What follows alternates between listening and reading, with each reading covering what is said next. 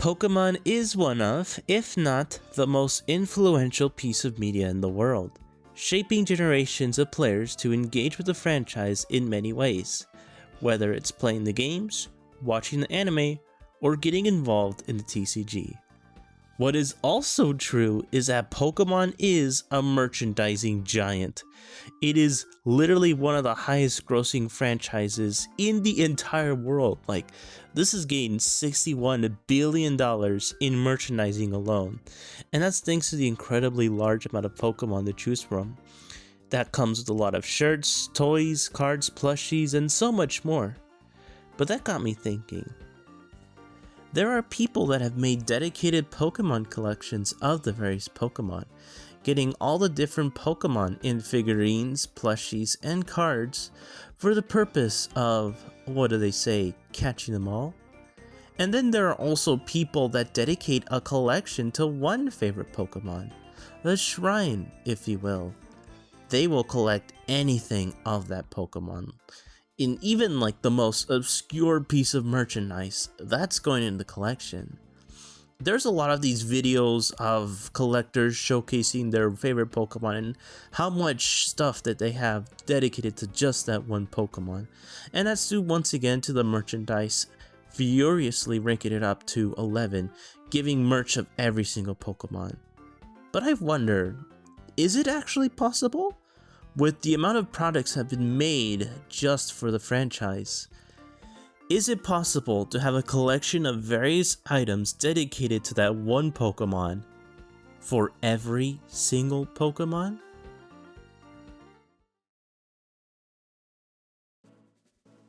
Well, in order to answer that, I want you to meet our lovely shelf. This will help us display each of our collection. And so, I ventured to the unnecessary treacherous water of Googling, looking up Pokevault and the Pokemon Center to find whatever I could find to build for my collections for each of the 151 Kanto Pokemon. Of course, I will eventually find products for all generations. That's going to be in future videos. Oh, future videos? Oh my god. What did I put myself into? Now, let's have a brief discussion on how I determine a collection. Each collection will be dedicated to just one Pokemon only. We're not going to add evolutions within that collection of Pokemon because those evolutions have their own dedicated collections to themselves. But regional variants, Megas, and Dynamax forms are included. We are adding plushies, figurines, and trading cards, and any other official merchandise that features just that one Pokemon. I'm going to be more lenient on merchandise that does contain multiple non-evolution mons alongside our targeted Pokemon, but there will be an explanation for that. I'm not too concerned about the price or rarity of each item, I'm just seeing if a collection like this is even possible. I mean, besides, if you are a Parasect or Krabby fan, you'd probably find a financially insane solution to make this work. No bootlegs, with some exceptions. We'll cross that bridge when we get there. And finally, just so we're clear, each collection is going to have at least 15 items. That may not sound like a lot, but for a lot of the mons we're going to see, it is more than enough. So with that out of the way, let's get into these collections that took a significant time of my life creating. We're going to see what it might look like for you if you were to make a Pokemon shrine, and what you might be working with. Starting off is the cute and lovable Bulbasaur. Obviously, being a starter, there's a lot of cute plushies and figurines for this collection. You got some swords chilling in the plant pot, as well as a Mega Construx fixture and a Nanoblock sculpture. You'll be seeing a lot of them later. Not surprisingly, the middle evolution was a bit of a challenge to find stuff for, as I gave our green friend 5 cards and a couple figurines. A particular standout is the Ivysaur Amiibo from Smash Bros. In great detail. Venusaur definitely did not disappoint, getting a wide variety of plushies. I'm sure these are different plushies, but don't fight me in the comments over it. And a bunch of figures here as well, and a Mega figure and a Dynamax finger puppet. Charmander's up next, and this orange fellow definitely has a lot of cute figurines that make this collection pop out.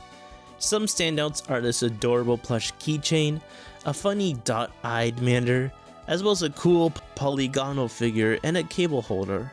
Charmeleon was a bit tough to make, but I made it work. Also, I love how this figure is copying the really old Sugimori Charmeleon art, and it looks different, which I find pretty interesting. I'm 900% sure you can make a Charizard collection with more than 15 items. It is one of the most popular starters ever, and honestly third to Pikachu and Eevee for most popular Pokemon ever. Some standouts include both Megas getting plushies and Nano Blocks, and also a Dynamax figure. Also, I did include this here, but your crown jewel for this Charizard collection is the base set 1st edition, specifically encased in that pristine 10. Making you the ultimate Charizard collector. Squirtle got a ton of cute plushies and figurines, and also a weird blocky figure from that Pokemon Quest game. Yeah, do you remember Pokemon Quest? I remember Pokemon Quest. Wartortle has some good stuff too, although it's interesting to see how the merch handles with the color changes over the years. As you can see, the Wartortle from the 90s has this dark blue and then tinted up with the new releases, getting an almost light pearl color, if that makes sense. Pretty interesting stuff. Also, while I was googling for Wartortle figures to put in this collection, I found this weird bootleg over here of a Wartortle with cat ears. I just don't know why they put it in. Like, could they just not look at an image of Wartortle and realize that's not what it looks like, and with the cat ears it looks super cursed? Blastoise has a wave of good merchandise for you to see, including some Megas and Dynamax. A standout is this adorable Blastoise cake figure. Alright, now that we got the starters out of the way, the real challenge begins. We are now going to get into the Pokemon most might see as the, oh right, you exist category. Most of the Mons usually don't get that much stuff because they often get overlooked for more popular ones, or that the evolutions of the cuter Mons don't get a ton of stuff. You're gonna see what I mean by this, eventually. The mid-evolutions of the starters were tough to find, but some of them I had to search deep in the web to find anything associated with that Pokemon that will be viable for this collection. And with that, we start off with Caterpie. I'm actually kind of surprised how much Caterpie stuff there is. Maybe being the first bug Pokemon helps with that. I already got some strange stuff like the enamel pin staff and the Cardass thing, but I thought it was interesting. The same can also be sorta said for Metapod. Decent selection of plushies and figures, but then I resorted to the buttons when I couldn't find anything else. There's also this giant Metapod sleeping bag, but I didn't add it because I could not confirm this was an official product. Butterfree was also pretty easy. I guess it has a lot of plushie potential because we see 5 plushies for it. For a Dynamax, aside from the cards, sadly you just get the keychain. This would have been really cool to see as a figurine, but oh well. And now with Weedle, this is where the true pain begins. Absolutely dry selection here. You got 2 plushies, figurines, then this random sort of junk like stickers, dog tags, and buttons. Like, come on, justice for the 5 Weedle fans, they deserve better. Kakuna is barely improving either, just some plushies, figures, and a usual assortment of filler. What a shame.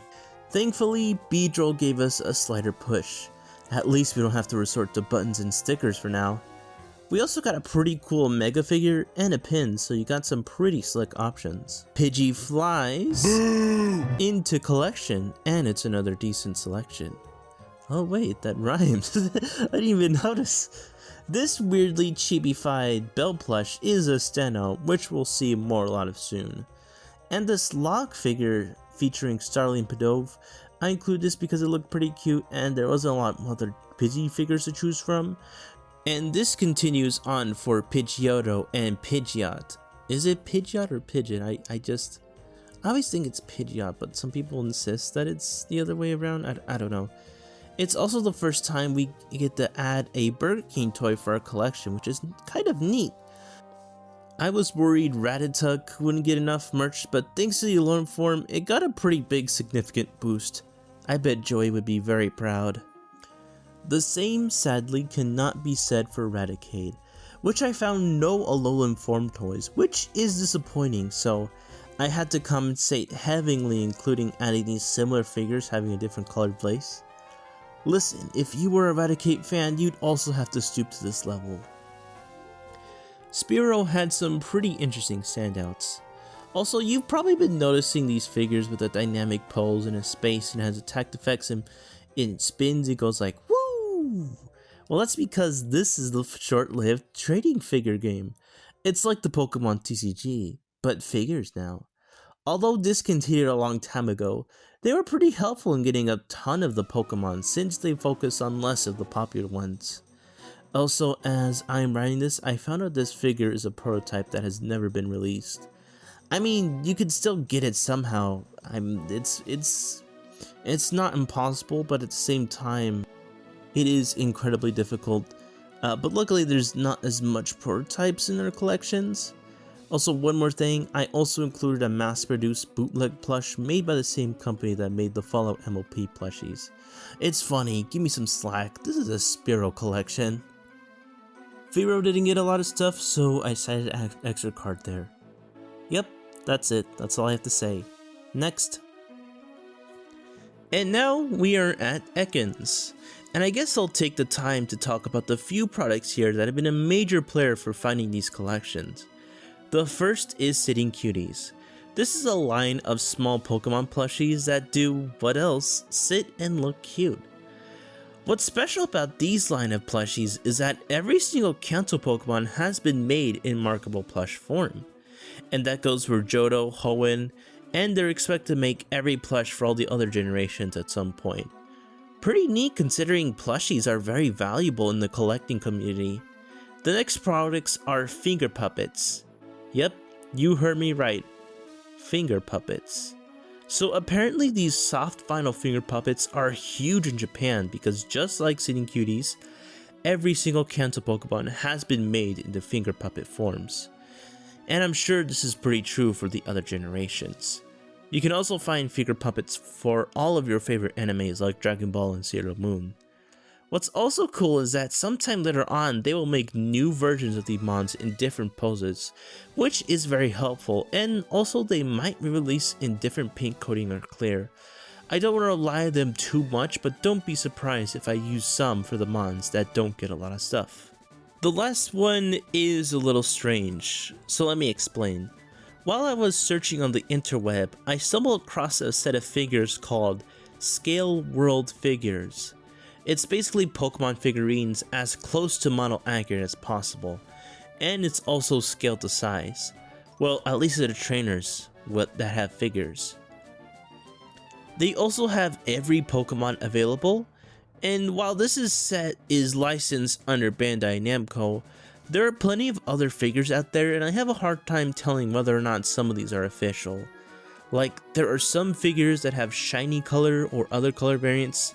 They're usually photographed in some studio rather than some professional setup.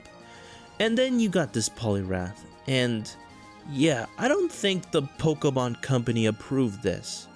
Hopefully you can see what I mean with this Arbok collection, where I included 3 Scale World figures. Also, I know this acts as a ton of Pokemon, but I assume you can separate them and have only Arbok. The first 2 look pretty standard, but then you got this Arbok using what I assume is the Glare attack. Don't get me wrong, it's a really cool and imposing figure to add to your Arbok collection, but this feels like a lot of creative liberties were taken to make this, and I don't know if the Pokemon company would approve of such wild interpretation. I don't want to rely on them on too much for that uncertainty, but I will at least put 1 Scale World when necessary. Let me know your stance on these Scale World figures and if any of these are official. Alright, and next up is Pikachu. Do I even need to explain this? Pikachu's slightly overlooked but arguably still popular Raichu has a lot of good stuff to add to your collection, with a Alolan boost for some cuteness. Also, I found this funny looking Mighty Bean looking thing. Not the actual licensed Pokemon Mighty Beans that do exist, but just some Japanese version that looks funny.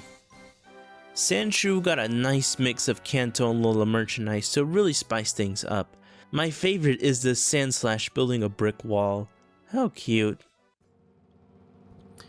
Sandslash was a little harder to find, so I had a lot of figures on the second floor. Oh yeah, good time to mention this. You probably noticed by now that each floor is ordered as certain types of merchandise. The first floor is for all the plushies or other soft toys like the finger puppets. The second floor is for the figurines. Third is smaller figurines or miscellaneous stuff. And lastly, the last floor is where all the trading cards are. It's not going to be that way for all Pokemon, especially ones that have a lot of stuff for it, but that's usually what's going to happen. Now we get into Nidoran Female. I'm just going to speed through this since all the Nidorans have the same level of merchandise with some slight expectations, but not so much. Also, I found out about the Pokemon stamps, so you're going to see me cheese a lot of these collections with these stamps. I know it's not the most impressive merchandise, but hey, at least it makes more sense that people collect stamps over stickers. Alright, so here is the Nidorino collection. Just gonna take a few seconds to admire it. And now we jump into Nidoqueen, which I know these look the exact same plushies, but I swear these are different releases with some slight differences. No, I'm not gonna tell you what it is, just you gotta believe me, okay? And then Nidoran Male, which has this cursed Lego piece. I thought it was very hilarious, so of course it had to be added. Alright, take a few seconds to look at Nidorino. And then Nidoking, which by the way, I love how each trading card represents Nidoking by a different type, mostly because Poison was constantly switching around during the game from Grass to Psychic and then the Dark type. Very interesting stuff. The proposed original mascot for the franchise makes its way featuring a lot of cute plushies. And the Hasbro release. Clefable, the light version of Gengar, doesn't have much plushies, but it makes up for it for the ton of figures it has. The funny part is that one of the figures' pictures censors a smaller Pokemon. I assume it's a Clefairy, but thanks for making my crop job a whole lot easier. Yeah, no surprise that Vulpix is not only a really popular Pokemon, but that there's a ton of Alolan Vulpix merchandise. And this one's quite a variety. We got an egg plush, a Halloween one, a cute Pokeball figure, a cable hanger, and a Funko Pop. Ninetales didn't get the same wave of merchandise, but still nothing to gloat over. We got a ton of plushies, a really cute Ninetales chili and a margarita, and of course the Alolan Boost, which sadly, this version did not get any plushies. Alright, Jigglypuff is up next, and there's a ton of cuteness you can see here. I like this one with the flowers, so adorable. Also, being a Smash character means you can also add the amiibo to your collection, which looks pretty nice. Sadly, when we get to Wigglytuff, not the same amount of love. This is going to be a trend we're going to see with a lot of these collections. The first stage Pokemon of the more cuter, simple design is going to get a lot more stuff. And unfortunately, the evolutions are just left out in the cold. The uglier the evolution, the more harsher it's going to be. I was hoping Zubat might get a little bit more stuff for being a Pokemon you constantly run into. Although I couldn't feature this one in the Vulpix collection because there was already a lot of cool stuff for Vulpix, here is the first debut of the KFC Pokemon plush line, starting with Zubat. Gotta say, I love how this KFC collection is just a bunch of random Pokemon. If they did this now, it would probably be Pikachu and the 3 starters. I wish more collabs did that. Also, this one is an official plush. It's a fan-made plush by Blips Ferbs on Etsy, which you can buy right now. I had to conclude this because, well, come on, look at this! Isn't this just so precious? I hope you can forgive me for putting one fan-made plush in here. I feel like there's no good reason a Zubat fan should have bought this one because it's not an official product. Golbat surprisingly has a lot of good offerings, including this cute plush where it's wearing a tiny little witch hat. And yes, I know those look like the exact same figures, but trust me, one of them is a re-release of a repaint. I know it's a bit of a stretch, but this is for my sanity. I'm sure you can understand. And there is also a figure with Golbat's mouth closed. And you will live the rest of your life knowing this. I was hoping a Pokemon TCG cartoon would give Oddish a little more punch in merchandise, but I guess this will do. Still, not a bad selection. I do love that potted plant plush. Pretty neat. The same sadly cannot be said about Gloom, which is living it up to its name. Vileplume had a little bit more plushy, so that was pretty good. Also, gotta give a shout out to this figure where Vileplume's just giving the big gas. And I found this really cool Vileplume table that I couldn't include because it's not official either way. And like, how am I supposed to fit a table on my shelf? Like, come on guys. To all the 5 Paris fans, don't worry about your collection lacking because I found just the enough items for your collection. Gawk at the amazement and the amount of effort that I pulled just so you can worship the best bug Pokemon that has ever existed in your life. You gotta be kidding me, there's not a single Parasect fan here. The Pokemon that should have evolved to Butterfreemon is pretty up to standard. Nothing much to say about Venomoth, but I saw this bookmark featuring Janine, and it was a little bit too funny in it for some reason, so yeah, it had to be collection. Which is also pretty weird because this is the same exact renders that were used for the button, like, almost the same placement too. Wow, was surprised to see a lot of Diglett love in here. Maybe it's due to them being tiny little moles that look cute. The standout is this Diglett umbrella holder, which is just a weird concept to make a Diglett themed umbrella holder, but I'm glad it exists. Duckjo 2 had some nice stuff as well, although I had an incredibly hard time looking for figurines on Google without having to witness some incredibly cursed stuff. Now for Meowth. I tried to find a plush for each of the forms. I only got a few, but it seems like there's more preference for the original Cantonian version. And why not? He's the partner of Team Rocket, so of course he gets all the love. Giovanni's partner, on the other hand, not so much.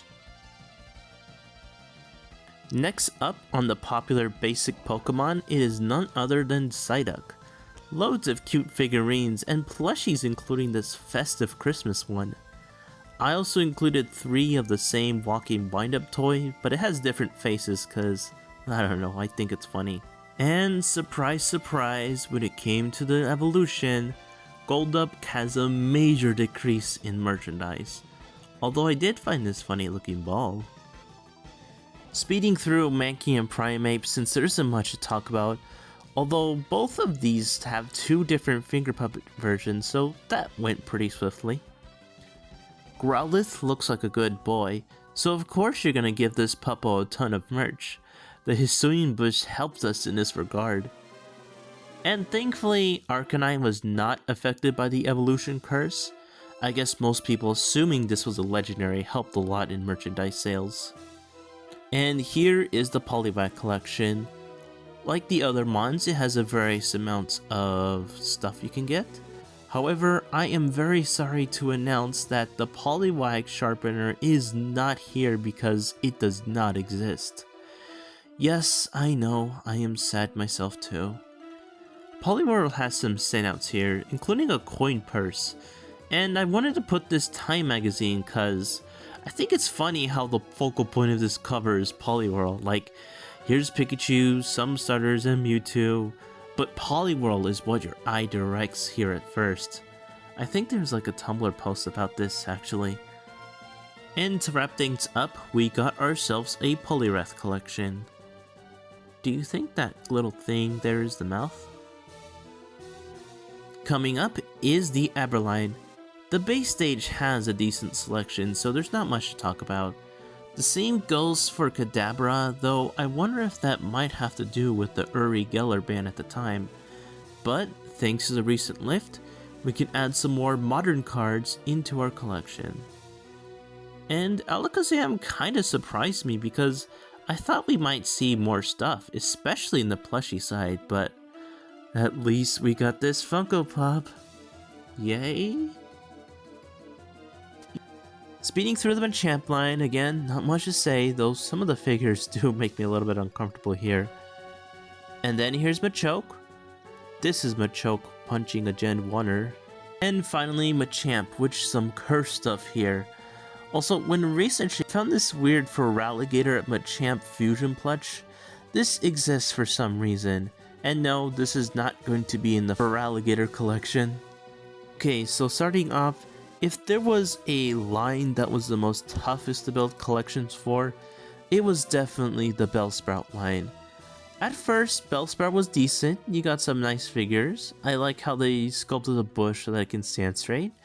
And then you got this very cursed Mega Constructs figure. And then Weeping Bell was a slight decrease, had to cheat with the whole different paint thing. And technically this is a Pikachu, but it's got Weeping Bell in it, so screw it, it counts. But then Victory Bell. Oh my god, Victory Bell had nothing. It was a complete drought. I had to add more trading cards to compensate for the lack of anything, but yeah, this was the best I could come up with. I'm sorry, Victory Bell fans. Maybe there's hope in the future, but as it seems, it's very, very unfortunate. Kinda wish there were more tentacle stuff considering how often you find them in the ocean. Oh well, at least Tentacruel has some good figures. I'm surprised by the lack of Alolan stuff for the Geodude line. I mean, Geodude's got some nice stuff. I always love seeing some older figures in 2000s by Jack Pacific. The only one I can find for the Alolan form is an acrylic stand featuring the Hiker Trainer. And then here is the Graveler collection. Same deal with Geodude, not too much stuff with the Alolan form. My favorite toy in the Graveler line is this rock throwing one. That one looks pretty cool. And then here is the Golem collection. This was pretty shocking, no pun intended. I mean, there's a lot of Golem figures, including this one with a talking button. I think that's a talking button. Sadly, once again, there is no Alolan Golem toy, which is a huge missed opportunity because that could have been a fun Springlock toy where you launch rocks at other Pokemon. Oh well, one toy can dream. Okay, so I knew Ponyta was gonna have a lot of merchandise, and I knew the Galarian Ponyta would be more popular, but what I didn't expect was for this Ponyta collection to be comprised mostly of the Galarian version. I was just surprised to see a lot of stuff for Galarian Ponyta, and I could definitely see why. A lot of it is incredibly cute, and the color palette makes these ways for these glamorous Pokeball and this perfume figure. The unicorn market is not to be messed with, but I did find some Kanto versions of the same quality, thankfully. So yeah. Rapidash was more in line of what I expected, a nice mix of the Kanto and Galarian version. I even included these nice dual deck sleeves for both the Kanto and Galarian version because these look so nice. Slowpoke has a nice balance of plushies and figurines. I also found this nano blocks off the Galarian version where you can swap out these yellow pieces for a pink one for the Kanto version. Okay, not doing the same bit for Slowbro, because there's a lot of stuff I want to talk about for the Slowbro collection. Like these really cool glass holders, which it's doing the amnesia thing, and the question mark kinda holds the glasses. That's pretty cool. And the costume Pikachu wearing Mega Slowbro. Technically more of a Pikachu item, but you can realistically have 100 different Pikachu items, so let this pass for once. And over there is me realizing I have to do this for 900 more Pokemon. I wasn't expecting much for Magnemite, but I was proven kinda wrong. You got a lot of interesting options for you, including what I believe is the first time we are featuring themed jewelry, including 2 Magnemite ear piercings. Wondering if I ever get the Magnemite ear clips Iona wears. Would that technically count? Then we get to Magneton, which once again thrives in the figure department. I mean, you can technically buy 3 Magnemites, and you can get yourself a Magaton. It's like what this person did for the Magnemite Mega Construct featured in the last collection. I almost thought this was the official thing. I especially love this angry looking one though. It just ends up being really funny. I mean, come on, look at this. It looks more mildly pleased than angry. Our favorite Leek Duck has a lot of options to choose from, including a Galarian boost. This makes me excited what we get to see in store for our eventual Surfetch collection. Once again, after a wave of amazing lines of figurines and plushies, we are back into the merchandising drought, starting with Doduo. Having a really funny screaming figure in case you were curious, but nothing else here. And Dodrio didn't fare well either. Also, since we're here, I'd like to mention some of the merch you might have seen but I didn't talk about yet. The first is this red plastic piece of a Pokemon outline. It's just those stamp things where you rub ink, slide it on a paper, and boom, you get the stamp of the Pokemon. I know this looks pretty cheap for a collection, but I've seen other collections in real life that have these, so I'm counting them.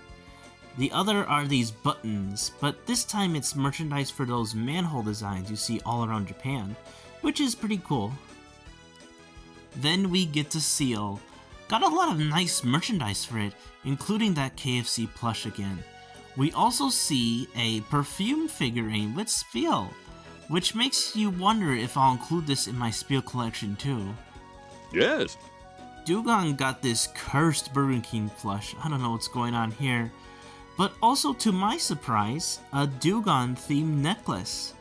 I don't know how many people are interested in a specifically Dewgong themed necklace, especially when the Pokemon has a very small presence, but hey, it's there if you want it. Now we get on to the big slime himself, Grimer.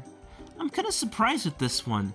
You get a lot of stuff for the Kantonian version, but there is no Alolan merch, which is a bit sad because I always liked the Alolan form.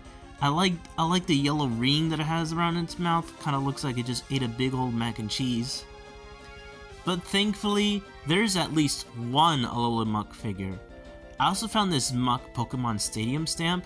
I know this has a bunch of Pokemon and it's not exclusively a Muck stamp, but since half of the Pokemon here already had their collection featured, and the other half are just Pokemon too popular for us to rely on stamps, therefore by process of elimination, this is a Muck stamp that is going in our Muck collection. Shelter, as always, has a decent selection. We got a Burger King water squirter toy, so that's kind of fun. And also, that's a particular Shelter plush that's part of a line of Pokemon plushies where all the Pokemon are sticking their tongue out, and it's the funniest thing I've ever seen.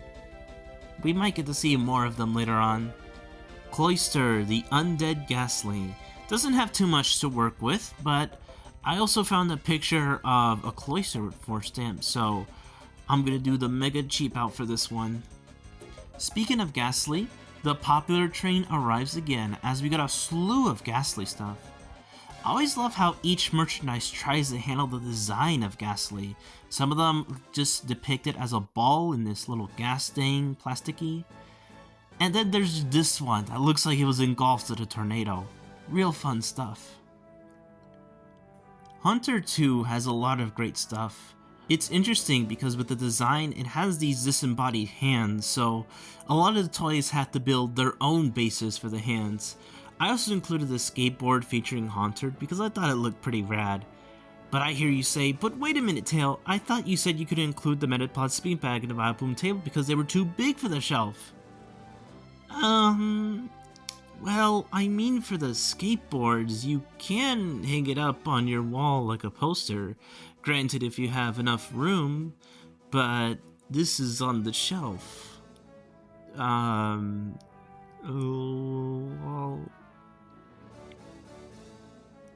And finally, to finish off the line, it's none other than the big ghost itself, Gengar. Yeah, no shock that Gengar is that popular enough to get a ton of merchandise. I mean, it kinda has the balance of being a really menacing and scary design, but also friend. Now, I wanted to dedicate the last shelf to find some weird stuff like a coin purse, hair clips, scrunchies, and a backpack. Was surprised to see a lot of hair accessories related Gengar stuff. Also, I forgot to add this Gengar tongue pillow, so this is now in the collection. I have 16 items for a Gengar. I mean, it kind of fits for a Pokemon like Gengar. The Onyx collection is about what you expect. Decent plushies, more figurines, and I love how the finger puppet went the Diglett approach and to work around for Onyx for the first time. It's pretty interesting. This drowsy is making me sleepy. Just like how I am sleepy doing all of these collections for the Pokemon. And I'm gonna have to do more of them. Did I forget to mention how I'm gonna do all the generations at some point? Did I forget how I told... And then we have the Hypno. Also, wow, that TCG sleeve and the Dark Hypno card go very, very hard.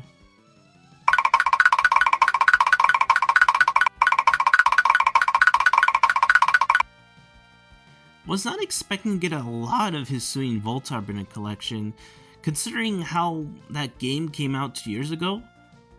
But then again, there were a lot of Growlithe and Arcanine stuff too, but I figured that would be very more popular. Oh well, I guess that just goes to show how fast the Pokemon company is. Electrode 2 already having an Hisuian plush and figure, and what's also funny is that there's this Electrode saying to squeeze it. Yeah, no thank you. Execute was a little difficult to find.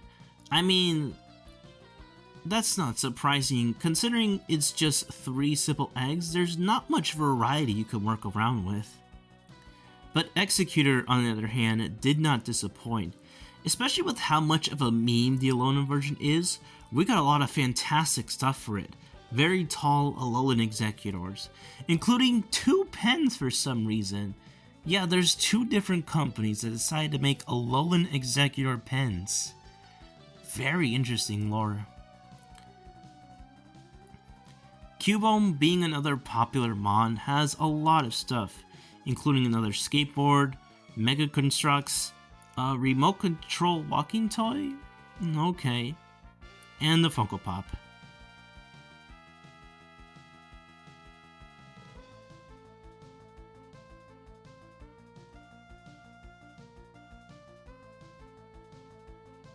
The Hitmonlee collection has a lot of good cooking figures, but the finger puppet for this one is incredibly strange. I mean, look at this. Where am I supposed to put my finger in this? Interesting to get half where his eyes got inverted and the other was out. That's a really weird design change. Does anybody else notice how off that is? And then Hitmonchan is up next. Damn, I wish this guy got more action figures. There's so much potential there. And here's a Bell plush again. For whatever reason, they made him look very red. Our favorite sussy tongue friend has a lot of tongue themed merchandise, including that tongue themed plush that I was talking about. There's also this licking tongue building thing, which technically is not a Lickitung toy because there are other Pokemon, but Lickitung is front and center, so I guess it counts. Also, we got by far the most cursed Megastruct I've ever seen. You okay there, dude? Our Gassy Boy got some quite explosive offerings. My favorite is this plush keychain, which is just a ball. A wheezing ball. Nice. LA has some good stuff too, including some Galarian stuff. Rhyhorn has by far my biggest finger puppet cheat ever. 3 different Rhyhorn finger puppets you can glance at being the same thing, but there are slight differences such as posing and paint jobs that they count as their own individual figure, thus ripe for this collection. I mean, look how far we are in, you know, just let me have this. Don't make me go back on this. The first ever Pokemon design has a lot of posable action figures, and also another one of those walking RC toys. Chansey, being slightly popular, has no shortage of good plushies. Although I haven't seen a lot of Chansey in the Pokemon Center gear. Sadly, maybe I'm not looking far enough. But what I did look at is this sick as heck Chansey figure skateboard. Check that out. Look how rad this is. Aw yeah. Since Tangela is a little weird Pokemon, I got some weird stuff for our collection, including this plush, which according to the source is actually a prototype. It's not known who made this or if this is even official, but if you were to own this, you'd be the most ultimate Tangela collector ever. We also got a tie and a crayon, because why not? Another team collection have it, so it's going in here. Wish there was more Kangaskhan stuff, especially one where you can remove the little baby from her pouch, maybe for a Mega, but no such thing exists. Maybe some other time? Horsey, a very adorable Pokemon, has a lot of cute stuff. There's a Pikachu in there, but we've been over this already, so moving along. We got a watering can, at least I think it is. I think it's cool that Pokemon have merch based on household objects that have the skin of Pokemon attached. Like this Horsey watering can. It makes it more like living in a Pokemon world, you know? I feel like a lot of people would have something like this in the universe. Seadra, once again getting affected by the evolution curse. But we do got another water squirter toy from Burger King, so hey, at least that's pretty cool. Goldeen doesn't have too much, except for this funny Derby plush. Some people said it was a bootleg, but, I decided to include it in because it was funny. Seaking didn't have much, so I had to side with these weird recolors that were in some obscure Japanese set a long time ago. Nothing noteworthy to say about the Staryu, except for this cursed Meg-construct, which makes it look way more alien than it is already. It's kind of creeping me out. And here's Starmie with 3 plushies. That's pretty impressive. I do love how this Burger King plush gave all the details on it, so it kind of has this weird juxtaposition of being a hyper-realistic plushie, but also cheapified. It's really weird. Mr. Mime has surprisingly a lot of merchandise made for the Detective Pikachu movie.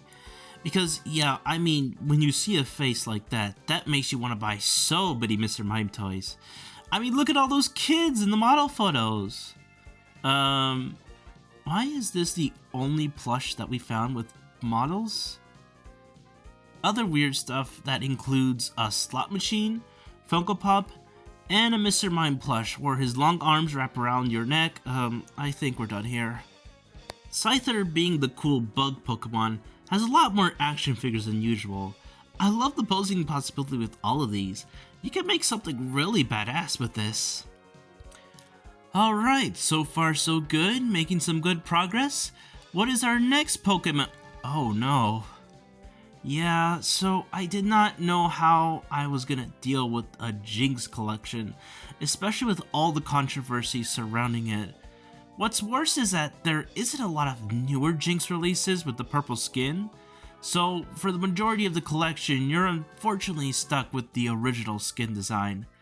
Although, according to one of the Jinx collectors, yes, I did say one of the Jinx collectors, there are 2 Jinx collectors for some weird reason.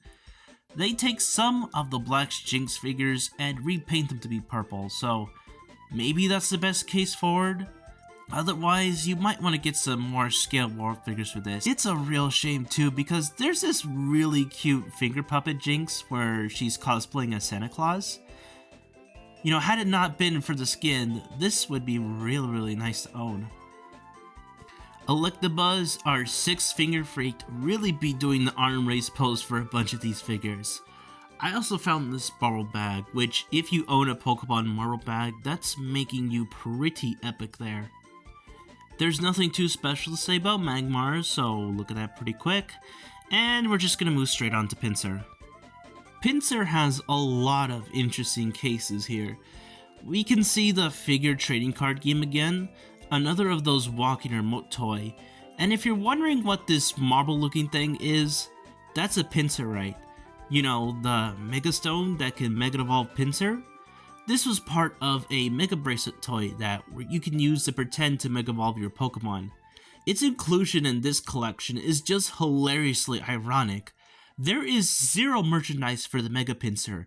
There isn't even a Mega Pinsir card, but we got the Mega Pinsir Stone. Real nice, guys. Fantastic job. Tauros rounds up this collection. And it's a bunch of neat figures with some cool dynamic posing for it. Though it is a little bit too early to expect some merchandise for the Paldean variety. However, I did include those suspicious scale world figures for our Paldean Tauros. There's usually 3 of them, but I only included 1.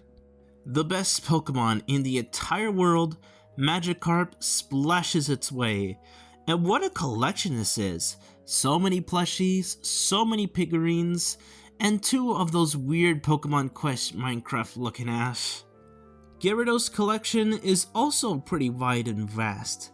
I love this shiny plush of it wearing a cap for a baseball team.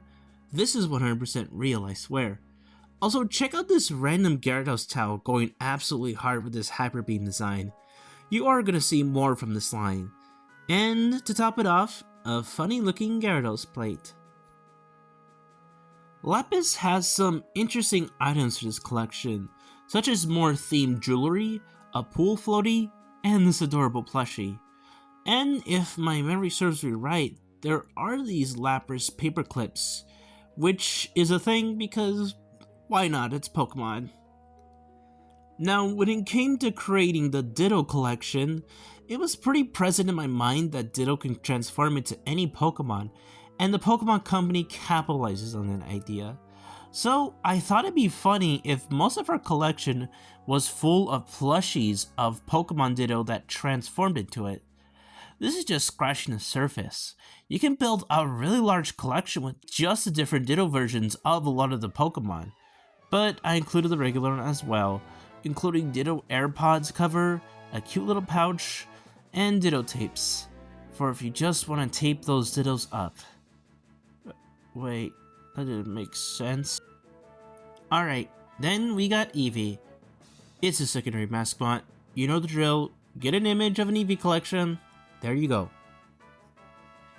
Hey, did you know that in terms of male and female, Jolteon has a bunch of huggable plushies for you, and I love this figure was just chilling with the Lifesaver floaty, but this Jolteon is incredibly quick at stealing our hearts. Flareon was always my favorite evolution, which is a shame because it's not even considered competitively viable, and they were deemed a false prophet in the Twitch Plays Pokemon fiasco. Yeah, don't think I didn't forget about that. Wait, it's been 10 years ago? Are you serious? Anyways, I wanted to find the cutest, fluffiest Flareon I can find. We got a keychain with a tail, an adorable T-Mug. I wish Flareon was real, but why did you play that video? Our blocky Porygon got some nice stuff to showcase here, and another Hyper Beam this time in a keychain, and a Porygon phone case for Masters. Porygon did nothing wrong. Okay, I'm gonna quickly talk about the fossil Pokemon since there really wasn't much to find, so starting off, we got Omnimite. Then Omastar, I don't know what's up with that Bloodshot figure. Kabutops, though I don't know what's up with this Bell plush making Kabutos really red like Hitmonchan. Also, I found this weird figure and dice game. I have no clue what this is or how it plays, but it's got Kabutops, so it's going in. And lastly, Aerodactyl. Snorlax, our big sleepy fella, has a lot of fluffy and cuddly plush to sleep on. But you also got Snorlax contact lens, a giant plate, a pool floaty, and a Snorlax cookie cutter. Snorlax cookie won't be made to last, unfortunately.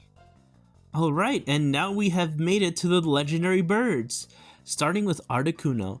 Pretty much what you expect from an Articuno collection, with some Galarian forms mixed in there for good measure. We also got a piece of our Articuno jewelry, and a Team Mystic phone case. I do love how experimental this old 90s Articuno was getting. Like, it was just almost halfway there to getting the pose right, but it just looks a little bit off. It is very interesting when you compare this to the newer Articuno figures. Zapdos has that same level of merch too, but I oddly found way more plushies. I guess it was easier design-wise, but check out that cool Team Instinct necklace. I have not played Pokemon Go in a while. Is Team Mystic still considered the worst team in the game? And finally, wrapping up the legendary bird is Moltres. Same deal as the other guys. Plush, then jewelry, Team Mailer, Galarian, it's all in here. Then we have our Dragon line, starting off with Dratini. Are you even surprised this is a lot of merch to build a collection for? I mean, there are 2 Sleeping Dratini plushies, one being a neck cushion. Also, I find it funny that all these figures here have the exact same culling pose, where its little tail is being raised up like this. I guess it's to better stabilize the figure so it doesn't roll around, but I don't know, I find that pretty cute. I'm actually surprised Dragonair has some love here as well. Usually we've seen the mid-stage evolution left out in these things, but not for Dragonair, oh no. I guess because it looks like a more beautiful Dratini, maybe that's why?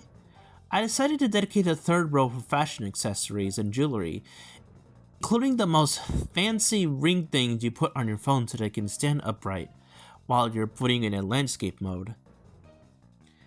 And then Dragonite. Nothing much to say here obviously. It has a ton of good merchandise, but oh my god, look at that Squishmallow! Look at this precious little bean! And now, here is the almighty Mewtwo collection. This is more action figure heavy, which is not a surprise considering how articulated designed the Psychic-type Legendary is. We also got some plushies, we got a cool Polygon figure, we got amiibos, we got the predecessor to amiibo, we got a Happy Meal toy, and finally, we got a Mewtwo holding a paintbrush. It can't get any better than this. And the final, number 151, we've got Mew. This adorable mythical Pokemon has quite the collection to show off its cuteness. I do love these diorama sets with props for Mew to interactive. I like this bubble over here where it seems like the water splash effect has way more effort put than the Mew figure, which is not to say much. And I know what you're gonna say, this card slot should have gone to the Ancient Mew card. I don't know what I was thinking, it was 1 AM when I was finalizing this list. I am truly sorry.